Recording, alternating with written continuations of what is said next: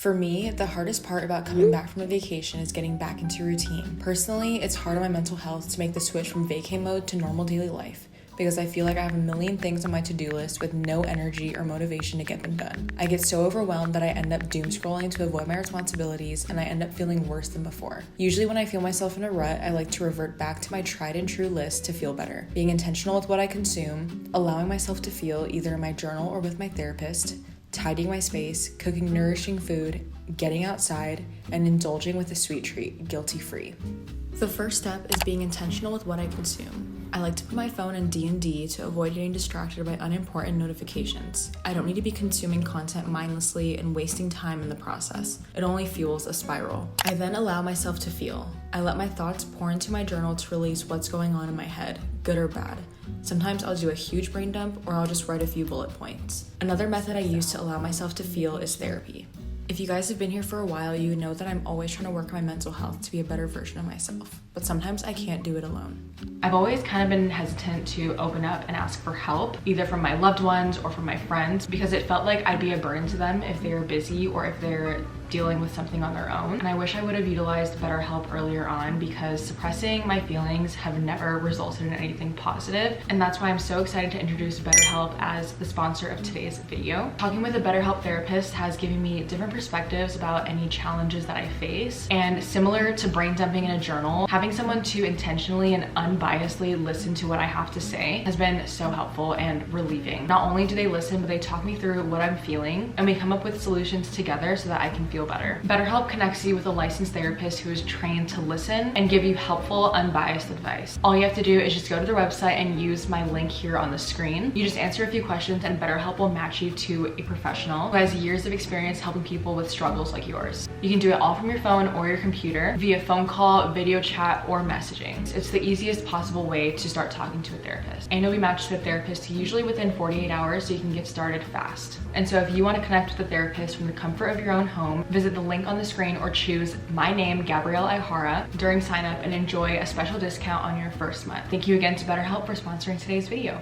Okay, besties, I already feel like we're getting out of a rut slowly but surely. I journaled, let all of my feelings just kind of release. My journal entries today were how am I, gratitude, and intentions for the day. And my therapy session this morning was so good. I've already talked to you guys about this before, but I just like have not been feeling the most confident, and it could be a stem from like work things that have been happening and just like not achieving things that I thought I would, and like having these super high expectations of myself. And so when I don't meet my expectations, it just like kills my confidence. And my therapist was just so intentional with asking like these questions. She asked if I had boundaries that I set for myself, being that I work from home and like I'm always at home.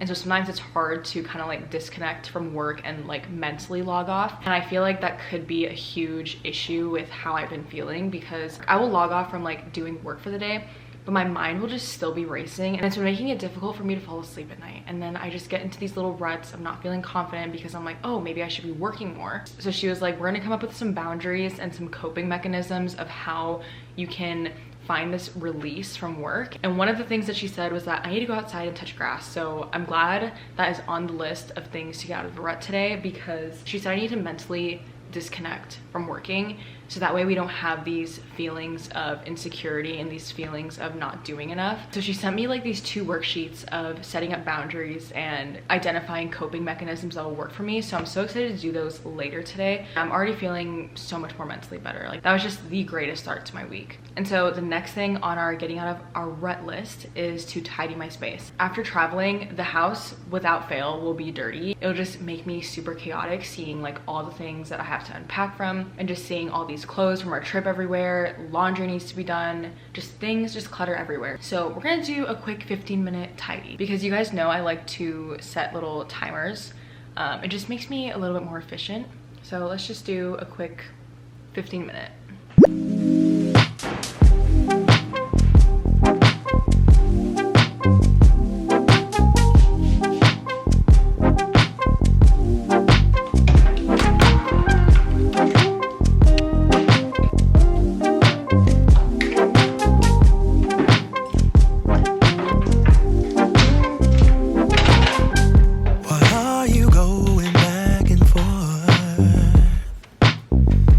I can't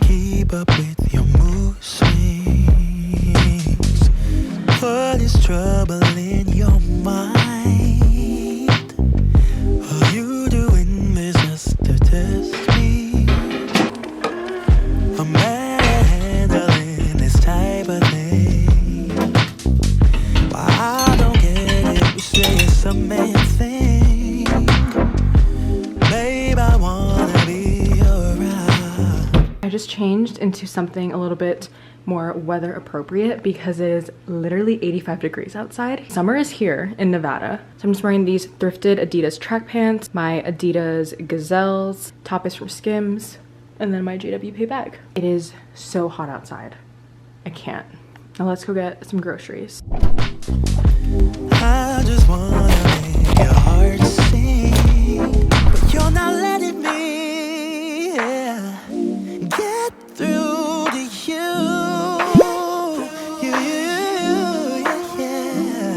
If you let your guard down, baby, this is what I'll do. I'll do. Come on, baby. Love you, I will love you, I will love you like a queen. I'm willing to take you to a place you've never been.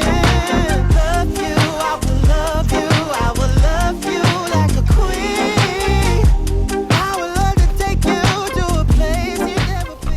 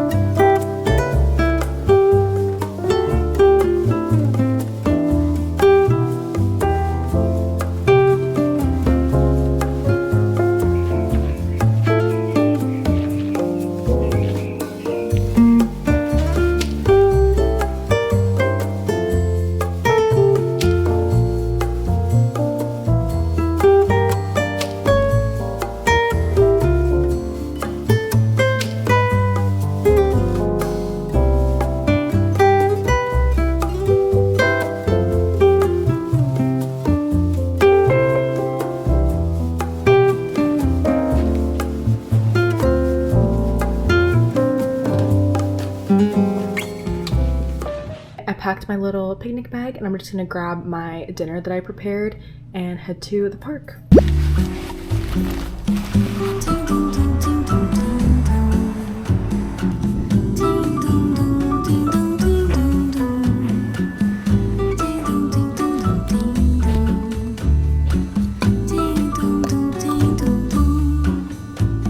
Piso nessa areia fina, vejo no mar uma menina,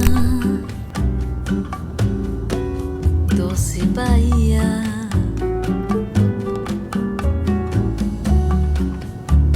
Vejo dominó na esquina e banguelo sorrindo de alegria,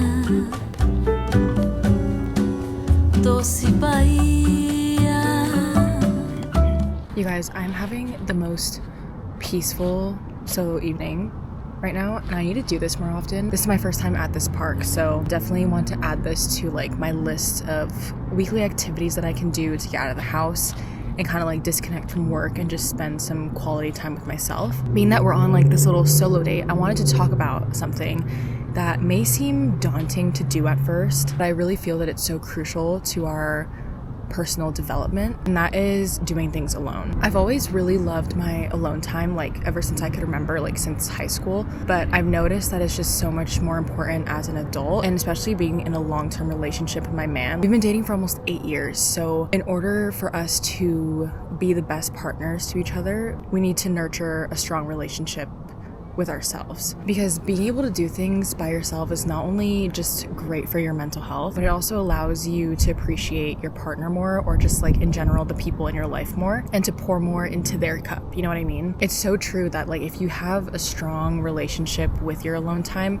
it just translates to even stronger relationships. Because like being that I've been in a long-term relationship, it's really easy for me to like be codependent. It's really easy for me to like do things with him, but we both have the same belief that our alone time is the most important and it's the most pivotal to be like the best partner to each other. Aside from that, solo time also provides space to like tune into your personal interests without like the influence of others, because sometimes I feel like I only like things because other people like them, and that's just like not healthy, especially being in like a social media driven world. I want to know what my personal interests and passions are without the influence of other people. So yeah, this is your sign to take yourself out on a solo date, and don't be afraid. I know it feels like weird sometimes doing things alone, but I promise you, no one is looking at you or criticizing you as much as like you are in your head. So just get out of your head and just take yourself out on a date.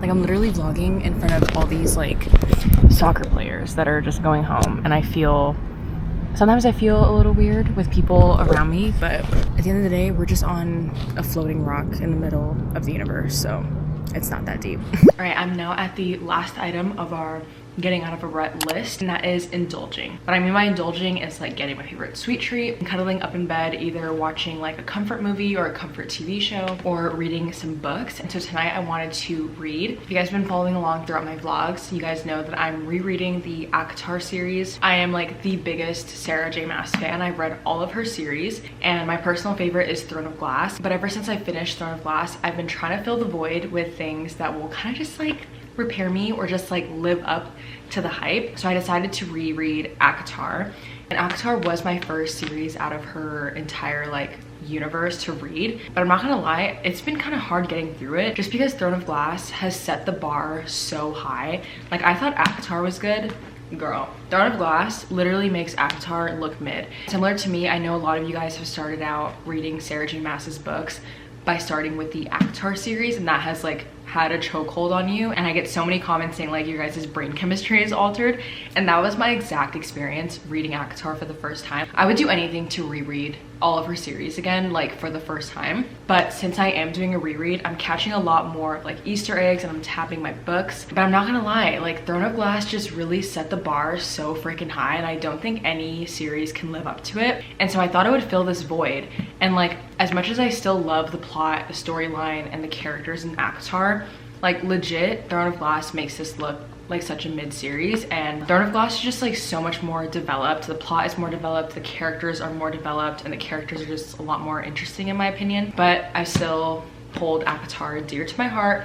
I have about a third left, but when I'm done rereading Aihara, I will be rereading Throne of Glass. I'm honestly kind of considering pivoting already, just because like I'm just not really intrigued anymore with Aihara, because again, Throne of Glass just like chemically altered my brain forever. Anyways, that is my book update, and I'm just gonna spend the rest of the night cozied up in bed with my Cold Stone. My order is birthday cake remix. If you know, you know. It's so freaking good. But I hope you guys enjoyed like coming along for the day, just getting out of this rut. Coming back from traveling is always like a tough time for me, because it's like having to make that mental switch of like back to grinding and back to work and just back to like normal life. But I really encourage making like a getting out of a rut list. I just like to write down on my journal or on my notes app of like things that genuinely just make me feel better if I'm not having a great day. And then that's how I built my list over like the years. And for me, it's foolproof. I always like tend to add on or like remove some stuff off the list just depending on how I'm feeling. But today I definitely feel a lot better, and I just feel a lot better going into this week. I just feel like a lot of like negative energy has been released from me. I'm ready to have a great rest of the week. So if you guys like this video, don't forget to give it a thumbs up and hit subscribe, and I'll see you guys in the next video. Love you, bye.